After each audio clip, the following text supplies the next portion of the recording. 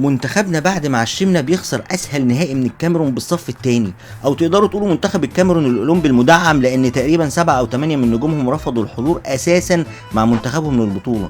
بمنتهى الصراحه والوضوح منتخب الكاميرون اضعف من غانا والمغرب وبوركينا اللي قابلناهم وكسبناهم، وفوق البيعه اضعف من الكونغو والسنغال. واذا كان المنتخب خسر اسهل بطوله فده سببه الوحيد هو انتهاء الشوط الاول 1-0 بس. سيناريو كارثي للمباراه، اتعشمنا وطموحاتنا طلعت للسما في الشوط الاول ولمسنا الكاس بايدينا ولبسنا في الحيط اخر الشوط الثاني.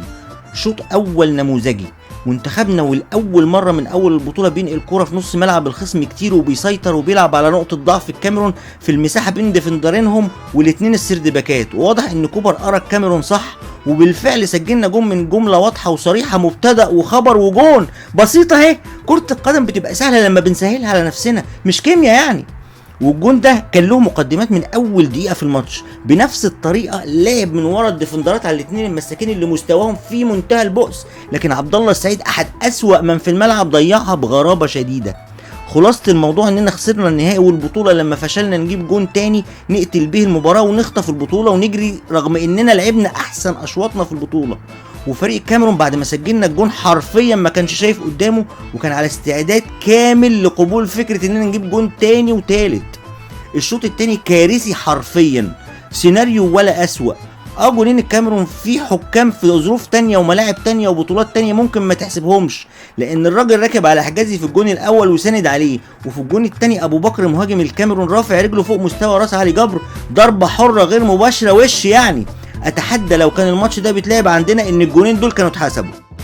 وكوبر شايف اندفاع بدني رهيب للكاميرون وما حاولش يستغل اي تغييرات غير بنزول رمضان مكان تريزيجيه بعد 20 دقيقه من الشوط الثاني، وعلامه استفهام كبيره قد كده على بقاء عبد الله السعيد في الملعب بالمستوى ده.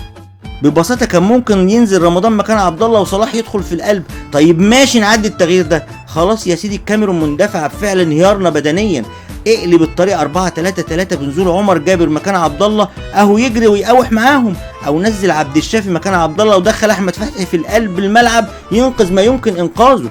انما المباراه تنتهي ولسه عندك تغييرين، هيقولوا منتظر للوقت الاضافي. طيب وانت تضمن منين انك توصل للوقت الاضافي اساسا بحالتك دي؟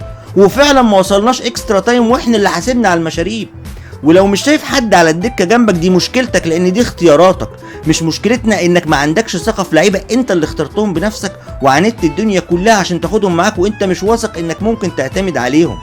وسبحان الله الخطه الصح اللي لعبنا بيها في الشوط الاول بالهجوم من العمق نقطه ضعف الكاميرون تحولت في الشوط الثاني لخطه الولا حاجه، لا هجوم من العمق ولا الاطراف، وتحولنا فجاه وبدون مقدمات لفريق العشوائيات.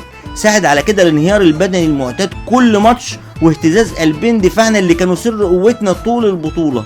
واصبح طارق حامد اللاعب الوحيد اللي عمال يرقع ورا زمايله كلهم.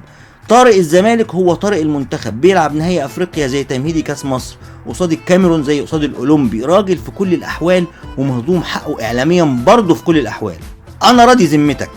عاوزك تخليك محايد وتسال نفسك سؤال، لو في البطوله دي كنا شلنا طارق من نص ملعب مصر كان هيبقى ايه الوضع؟ اجابتك الكل عارفها، هزعل وهجيب ناس تزعل. لكن كل الكلام في الفنيات دلوقتي ما منوش فايده، اللي حصل حصل، مش فاضل قصادنا غير مجموعه حقائق. الحقيقه اننا خسرنا اسهل نهائي لاسهل بطوله وده اللي زعل. الحقيقه ان كان في اخطاء كارثيه في اختيار قائمه البطوله كلنا عارفينها، مفيش راس حربه قوي، مفيش باك شمال قوي بديل لعبد الشافي، مفيش صانع العاب قوي بديل لعبد الله السعيد. الحقيقه ان كوبر وصل بالمنتخب لابعد مما توقعنا بطريقته وخطته اللي هو مقتنع بيها وكسب وعدى. الحقيقه ان لعبتنا وعملت اللي تقدر عليه في حدود امكانياتهم ولعبوا برجوله، ومفيش حد فيهم اثر في حدود تعليمات مدير فني مقتنع بطريقه لعب واحده ومجموعه لعيبه معينه، وما عندوش اي استعداد لتغيير لا الطريقه ولا اي حد من مجموعه اللعيبه الاساسيين اللي بيثق فيهم. ومش هتكون مفاجاه لا ليا ولا ليكم اذا لقينا قائمه مباراه اوغندا في تصفيات كاس العالم بعد 6 شهور هي نفس قائمه كاس الامم، ال11 والثلاث تغييرات مش هيتغيروا. ممكن نغزي العين بكام واحد مش هيشموها. خليكم فاكرين كلامي ده لو استمر كوبر اساسا. السؤال دلوقتي، هل كان في الامكان ابدع مما كان؟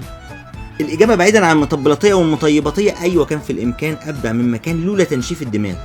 كوبر هو اللي وصلنا نهائي البطوله، هو المتصدر لمجموعتنا في تصفيات كاس العالم، بس برضه كلنا شايفين وحاسين ان في احسن من كده كان وما زال ممكن يحصل لو تخلى عن بعض قناعاته بس الكلام ده مش هيحصل وكوبر مكمل لو كمل بنفس طريقته واستراتيجيته والطريق اللي هو رسمه لنفسه من اول لحظة.